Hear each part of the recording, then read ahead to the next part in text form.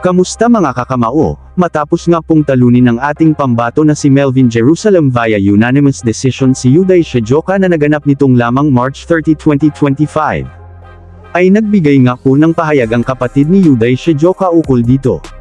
At nagbanta itong si Jinjiro Shijoka na matapos umano nitong talunin si Pedro Tadeuran sa kanilang rematch sa May 24 na magaganap sa Osaka, Japan.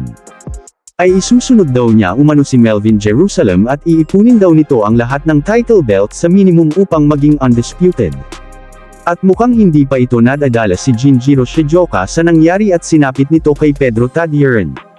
Na kung saan ay bagbag nga po ang inabot nito kay Tadeuran at naospital pa mga kakamao. Bagamat ganoon ang sinapit niya ay tiwala pa rin ito sa kanyang sarili na makakabawi ito kay Tadeuran.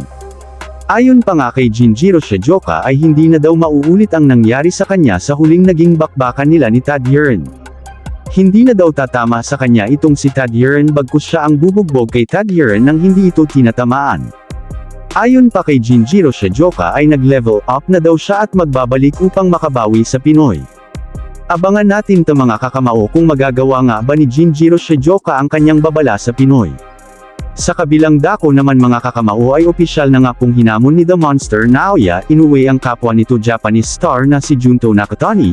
Nagkita kasi ang dalawa sa isang event na Professional Annual Boxing Outstanding Player Ceremony.